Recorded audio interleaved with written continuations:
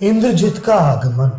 संग्राम भूमि में जो निशाचर मरने से बच गए थे, उन्होंने तुरंत रावण के पास जाकर उसे देवांतक, त्रिशिरा और अतकाय आदि राक्षस पुंगवों के मारे जाने का समाचार सुनाया।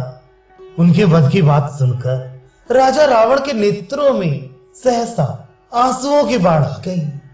पुत्र और भाइयों के भयानक वध की बात सोचकर उसको बड़ी चिंता हुई। राजा रावण को शोक के समुद्र में निमग्न एवं दीन हुआ देख रथियों में श्रेष्ठ राक्षस राजकुमार इंद्रजित ने यह बात कही, तात राक्षस राज, जब तक इंद्रजित जीवित है तब तक आप चिंता और मोह में ना पड़ी। इस इंद्र शत्रु के बाणों से घायल होकर कोई भी सम्रांगण में अपने प्राणों की रक्षा नहीं कर सकता। देखिए, आज मैं राम और लक्ष्मण के शरीर को बाणों से छिन्न भिन्न करके उनके सारे अंगों को तीखे सहायकों से भर देता हूं और वे दोनों भाई गतायु होकर सदा के लिए धरती पर सो जाते हैं। आप मुझ इंद्र शत्रु को आज्ञा दें और मेरी इस सुनिश्चित प्रतिज्ञा की, जो मेरे पुरुषार्थ से और दैव बल ब्रह्मा जी की कृपा से भी सिद्ध होने वाली है, सुन लीजिए। मैं आज ही लक्ष्मण सहित राम को अपने अमोघ बाणों से पूर्णतः तृप्त करूंगा, उनकी युद्ध विषयक पिपासा को बुझा दूंगा। आज इंद्र, यम, विष्णु, रुद्र, साध्य, अग्नि, सूर्य और चंद्रमा बलि के यज्ञ मंडप में भगवान विष्णु के भयंकर विक्रम की भांति मेरे अपार पराक्रम को देखेंगे। ऐसा कहकर उदार चेता इंद्र शत्रु इंद्रजित ने राजा रावण से आज्ञा ली और अच्छे गधों से जुते हुए, युद्ध सामग्री से संपन्न एवं वायु के समान वेगशाली रथ पर वह सवार हुआ। उसका रथ इंद्र के रथ के समान जान पड़ता था। उस पर आरूढ़ हो शत्रुओं का दमन करने वाला वह महातेजस्वी निशाचर सहसा उस स्थान पर जा पहुंचा जहां युद्ध हो रहा था। उस महामनुष्य वीर को प्रस्थान करते देख बहुत से महाबली राक्षस हाथों में श्रेष्ठ धनुष लिए हर्ष और उत्साह के साथ उसके पीछे पीछे चले। कोई हाथी पर बैठकर चले तो कोई उत्तम घोड़ों पर। इसके सिवा बाघ, बिच्छू, बिलाव, गधे, ऊंट, सर्प, सुअर, अन्य हिंसक जंतु, सिंह, पर्वताकार गीदड़, कौआ, हंस और मोर आदि की सवारियों पर चढ़े हुए भयंकर पराक्रमी राक्षस वहां युद्ध के लिए आए। उन सब ने प्रास, पट्टेश, खड्ग, फरसे, गदा, भुशुंडी, मुदगर, डंडे, शतघ्नी और परिघ आदि आयुध धारण कर रखी थी। शंखों की ध्वनि के साथ मिली हुई भेरियों की भयानक आवाज सब ओर गूंज उठी।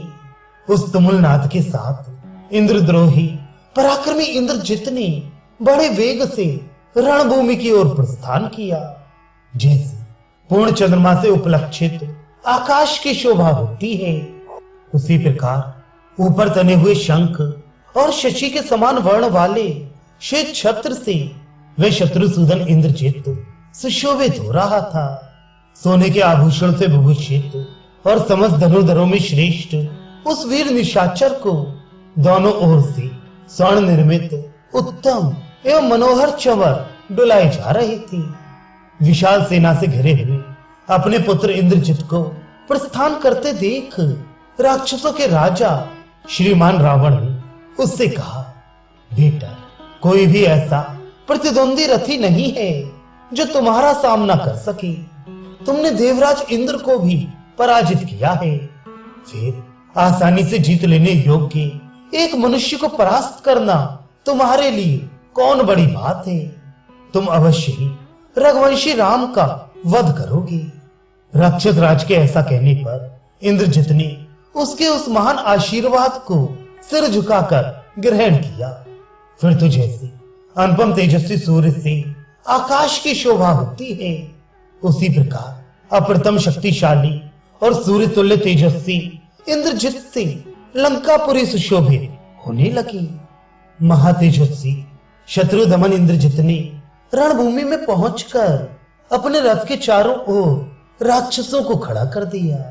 फिर बीच में रथ से उतरकर पृथ्वी पर अग्नि की स्थापना करके अग्नि तुल्य तेजस्वी उस राक्षस शिरोमणि वीर ने चंदन, फूल तथा लावा आदि के द्वारा अग्निदेव का पूजन किया। उसके बाद उस प्रतापी राक्षस राज ने विधि पूर्वक श्रेष्ठ मंत्रों का उच्चारण करते हुए उस अग्नि में भविष्य की आहुति दी। उस समय शस्त्री अग्निवेदी के चारों ओर बिछाने के लिए कुश या कास के पत्ते थे। बहेड़े की लकड़ी से ही समिधा का काम लिया गया था।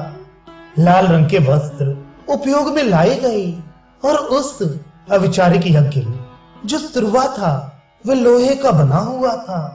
उसने वहां तोमर सहित शस्त्र रूपी कास के पत्तों को अग्नि के चारों ओर फैलाकर होम के लिए काले रंग के जीवित बकरे का गला पकड़ा।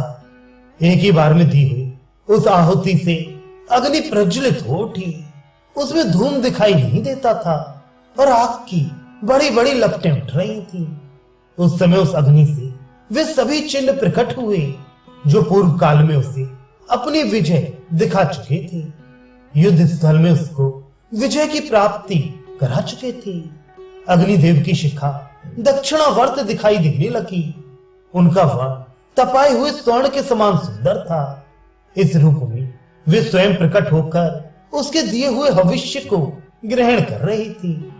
तदनंतर अस्त्र विद्या विशारद इंद्रजित ने ब्रह्मास्त्र का आवाहन किया और अपने धनुष तथा रथ आदि सब वस्तुओं को वहां सिद्ध ब्रह्मास्त्र मंत्र से अभिमंत्रित किया। जब अग्नि में आहुति देकर उसने ब्रह्मास्त्र का आवाहन किया तब सूर्य, चंद्रमा, ग्रह तथा नक्षत्रों के साथ अंतरिक्ष लोक के सभी प्राणी भयभीत हो गए, जिसका तेज अग्नि के समान उद्दीप्त हो रहा था तथा जो देवराज इंद्र के समान अनुपम प्रभाव से युक्त था, उस अचिंत पराक्रमी इंद्रजित ने अग्नि में आहुति देने के पश्चात धनुष, बाण, रथ, खड्ग, घोड़े और सारथी सहित अपने आप को आकाश में अदृश्य कर लिया। इसके बाद वह घोड़े और रथों से व्याप्त तथा ध्वजा पताकाओं से सुशोभित राक्षस सेना में गया जो युद्ध की इच्छा से गर्जना कर रही थी। वे राक्षस दुसह वेग वाले स्वर्ण भूषित विचित्र एवं बहुसंख्यक बाणों, तोमरों और अंकुशों द्वारा रणभूमि में वानरों पर प्रहार कर रही थी।